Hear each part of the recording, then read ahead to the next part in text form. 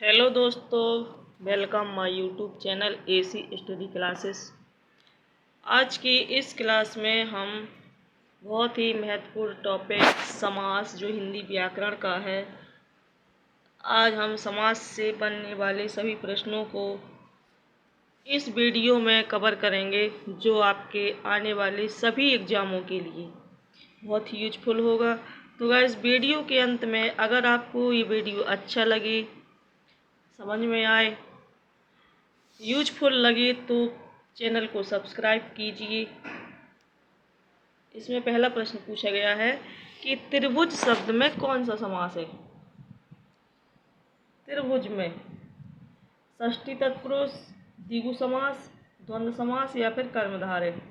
जो त्रिभुज शब्द है इसमें समास पूछा है तो त्रिभुज, तो त्रिभुज शब्द में क्या है, ये द्विगु समास है, यानी कि इसमें बी ऑप्शन सही हो जाएगा। क्योंकि जो द्विगु समास की जो परिभाषा होती है कि जिस समस्त पद का पूर्व पद क्या होता है, संख्यावाची विशेषण होता है। पूर्व पद माने होता है कि जैसे हम कोई शब्द लिखते हैं तो उसका जो पहला पद होता है वो क्या होता है, संख्यावाचक विशेषण हो, वह द्विगु समास कहलाता है। संख्या मतलब कोई संख्या दी गई हो, इसमें समूह या समाहार का बोध होता है इस द्विगु समास में। जैसे कि सप्त सिंधु, दोपहर, त्रिलोक, चौराहा। सप्त सिंधु माने होता है जैसे कि 7 सिंधुओं का समूह, दोपहर, 2 पहरों का समूह, त्रिलोक यानी 3 लोकों का समूह, चौराहा 4 राहों का समूह। यानी कि इसमें क्या होता है, समूह या समाहार का बोध होता है, इसलिए इसमें क्या है, द्विगु समास सही है, बी ऑप्शन सही हो जाएगा। दूसरा प्रश्न दिया गया है, तीसरा इसमें पहला प्रश्न हट गया है कि महात्मा शब्द में कौन सा समास है। महात्मा शब्द में तत्पुरुष समास, अव्ययीभाव समास, कर्मधारय समास या फिर बहुब्रीहि समास। बताना है तुम्हें कि महात्मा शब्द में कौन सा समास है, तो इसमें हमारा कौन सा है, कर्मधारय समास, यानी इसमें सी ऑप्शन सही हो जाएगा।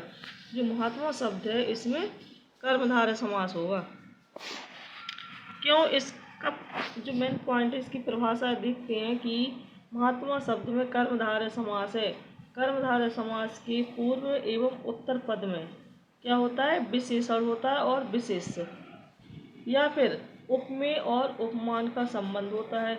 इसके अन्य उदाहरण हैं जैसे नील गगन, कमल नयन, चंद्रमुख आदि।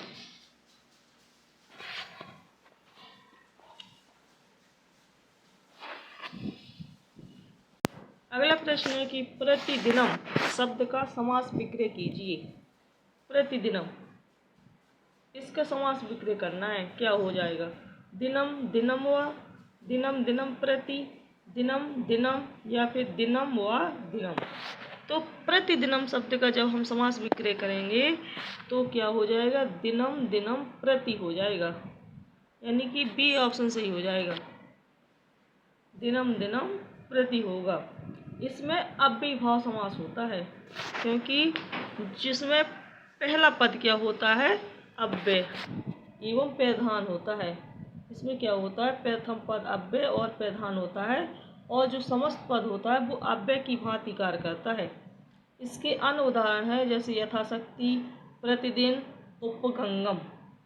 तो ये सभी आगे का जो पहला पद होता है वो क्या होता है, इसमें अव्यय। अव्यय का मतलब होता है शब्द का एक छोटा सा टुकड़ा। प्रतिदिन, प्रतिदिनम यानी दिनम दिनम प्रति। इसमें कौन सा उपसर्ग लगा हुआ है, तो प्रति उपसर्ग यानी प्रति अव्यय लगा हुआ है। अगला प्रश्न है कि निम्नलिखित में से एक कर्मधारय समास है। इसमें बताना है कि एक कर्मधारय समास कौन सा है। हाथों हाथ, प्रत्यक्ष, आराम कुर्सी या भुजदंड। तो इसका डी ऑप्शन सही हो जाएगा, भुजदंड। जीआईसी पीजीटी 2015 में पूछा गया था, बहुत ही इंपॉर्टेंट क्वेश्चन है ये, कि जो भुजदंड है इसमें क्या है, कर्मधारय समास है।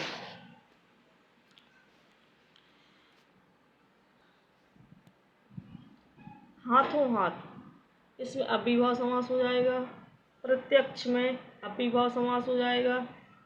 फिर प्रत्यक्ष है, इसमें अव्ययीभाव आराम कुर्सी, आराम कुर्सी में होगा तत्पुरुष समास और भुजदंड में होगा कर्मधारय समास। तो भुजदंड में कौन सा है? कर्मधारय समास। अगले प्रश्न है कि सिंह द्वार शब्द में समास कौन सा है? सिंह द्वार में, सिंह द्वार शब्द में समास बताना है। तत्पुरुष समास है, अव्ययीभाव समास, कर्मधारय समास, इनमें से कोई नहीं। तो सिंह द्वार में कौन सा है? तत्पुरुष समास। अगला प्रश्न पूछा गया नीलोत्पलम पल शब्द में समास है। नीलोत्पल शब्द में कौन सा समास है? अव्ययीभाव समास, तत्पुरुष समास, कर्मधारय समास या बहुब्रीहि। तो नीलोत्पल जो शब्द है इसमें कौन सा समास हो जाएगा? इसमें हो जाएगा हमारा कौन सा? कर्मधारय समास। देखो इसमें यानी हमारा सी ऑप्शन सही हो जाएगा। नीलोत्पल बहुत कई बार पूछा गया ये वाला शब्द कि जो नीलोत्पल है इसका समास विग्रह होगा नीला है जो उत्पल। यहाँ उत्पल का जो विशेषण है वो क्या है? नीला है। अतः विशेषण विशेष संबंध होने के कारण नीलोत्पल में कर्मधारय समास होगा। कर्मधारय को समानाधिकरण तत्पुरुष समास भी कहते हैं। क्या कहते हैं? समानाधिकरण तत्पुरुष समास। अव्ययीभाव समास में पूर्व पद की प्रधानता तथा समस्त पद अव्यय होता है। अव्ययीभाव समास में क्या होता है? पूर्व पद की प्रधानता होती है और समस्त पद एक अव्यय होता है। तत्पुरुष समास में पूर्व पद गौड़ और उत्तर पद प्रधान होता है। किस समास में? तत्पुरुष समास में पूर्व पद गौड़ होता है और उत्तर पद क्या होता है? प्रधान। बहुब्रीहि समास में अन्य पदों की प्रधानता होती है, यानी किसी तीसरे पद की प्रधानता होती है इसमें। अगला प्रश्न पूछा गया है कि धनंजय में समास बताना है। धनंजय शब्द में तत्पुरुष समास, कर्मधारय समास, बहुब्रीहि समास या अव्ययीभाव समास। तो धनंजय शब्द में जो समास है वो है बहुब्रीहि समास, यानी सी ऑप्शन सही हो जाएगा। धनंजय पद में बहुब्रीहि समास है। इस पद में कोई पद प्रधान नहीं है, समस्त पद आजुन का विशेषण है। अतः यह बहुब्रीहि समास का एक क्या है? उदाहरण है।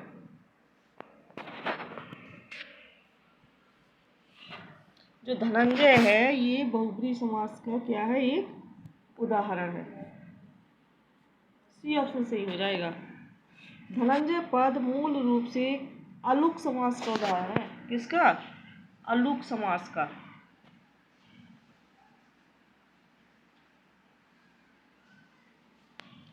किंतु यहाँ विकल्प में अलुक समास उपलब्ध नहीं है और आयोग ने बहुब्रीहि समास इसको माना है, अतः विकल्प उत्तर इसका सी सही होगा। अगला प्रश्न है कि निम्नलिखित में से कौन सा शब्द द्वंद्व समास का उदाहरण नहीं है? सही विकल्प का चयन करना है कि कौन सा जो शब्द है वो द्वंद्व समास का एक उदाहरण नहीं है। हरिशंकर, दिन दिन, धन धान या घर बाहर। बताना है इसमें कौन सा द्वंद्व समास नहीं है। दिन दिन ये द्वंद्व समास का एक उदाहरण नहीं है। दिन दिन ये अव्ययीभाव समास का उदाहरण है कि द्वंद्व समास का दिनम दिनम का समास अर्थ विग्रह होगा कि दिन में अव्ययीभाव समास होता है और इनके मध्य में जो योजक चिन्ह प्रयुक्त होता है उसे हरिशंकर परसाई, जैसे हरि और शंकर, धन और धान्य व घर बाहर। घर और बाहर इसमें क्या है? घर और बाहर में द्वंद्व समास है। घर और बाहर में क्या है? द्वंद्व समास है। जैसे इसमें हरिशंकर लिखा हुआ है, इसको विग्रह करेंगे तो हरि और शंकर। धन धान लिखा है तो धन और धान व घर। घर और बाहर द्वंद्व समास की क्या है? उदाहरण है। आयोग ने इस प्रश्न का उत्तर ये माना है। निम्नलिखित में से कौन सा शब्द तत्पुरुष समास का एक उदाहरण है? तत्पुरुष समास का उदाहरण है, सही विकल्प का चयन करना है। हरिशंकर, राजपुत्र, पीताम्बर या राजदिन। तो तत्पुरुष समास का जो उदाहरण है वह है राजा का पुरुष, यानी कि राजपुत्र,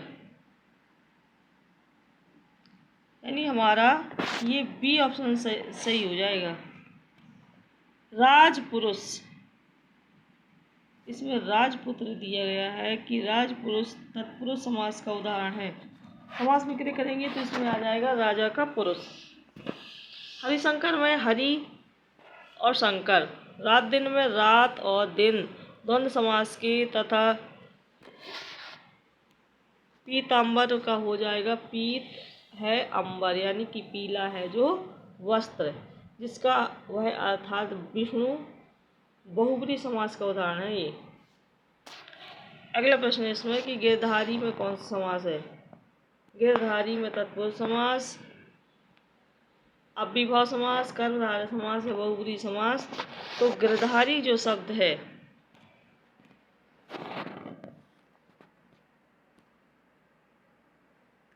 गिरधारी में बहुब्री समास है। कौन सा? बहुब्री समास। जिनका विग्रह होगा गिरि को धारण करने वाला, अर्थात कृष्ण।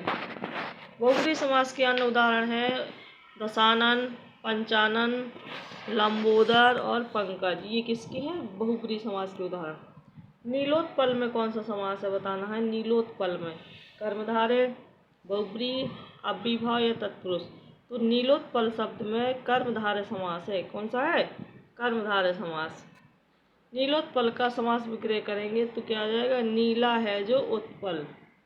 नीलोत्पलम में पूर्व पद नीला और उत्तर पद क्या है? उत्पल है।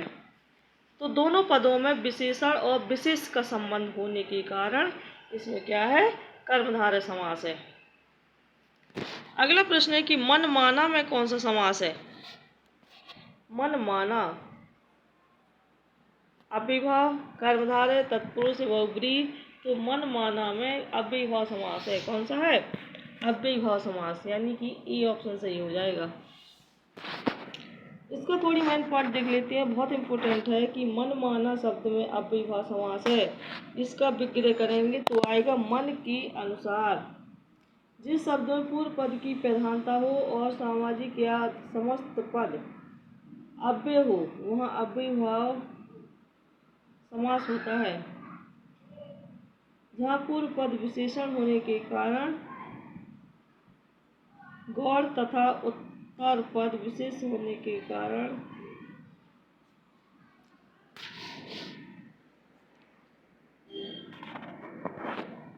जो पूर्व पद होता है इसमें अव्ययीभाव समास में क्या है कि पूर्व पद की इसमें प्रधानता होती है। पूर्व पद माने होता है आगे का पद, पहला पद क्या होता है? इसमें प्रधानता होती है और सामाजिक या समस्त पद अव्यय हो जाता है। वहीं पर अव्ययीभाव समस्त पद होता है। जहाँ पूर्व पद विशेषण होने के कारण गौड़ तथा उत्तर पद विशेष होने के कारण प्रधान होता है, वहाँ पर तत्पुरुष समास होता है। जिस तत्पुरुष समास में विशेष और विशेषण या फिर उपमान और उपमेय का संबंध हो वहाँ पर कर्मधारय समास, तथा जहाँ पर दोनों पदों के बीच को छोड़कर किसी अन्य पद की प्रधानता हो वहाँ बहुब्री समास होता है। अगला प्रश्न है कि कतर व्योंत में कौन सी धातु है। कतर व्योंत में कौन सा शब्द समूह है। द्वंद्व, दिगु, तत्पुरुष, बहुब्री। तो कतर व्योंत में क्या है? दिगु समास है, यानी हमारा बी ऑप्शन सही हो जाएगा। कतर व्योंत में क्या है? दिगु समास।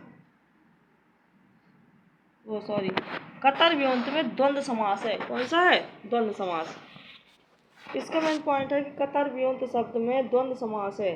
द्वंद्व समास में सभी पद प्रधान होते हैं। इसके 3 भेद होते हैं, इतरेतर द्वंद्व, समाहार द्वंद्व और वैकल्पिक द्वंद्व। बहुब्री समास में अन्य पद की प्रधानता होती है। द्विगु समास में क्या होता है, उत्तर पद प्रधान होता है और विशेष होता है, जबकि पूर्व पद संख्यावाची विशेषण होता है। तत्पुरुष समास अंतिम पद प्रधान होता है तथा पूर्व पद इसमें क्या होता है, गौड़ होता है।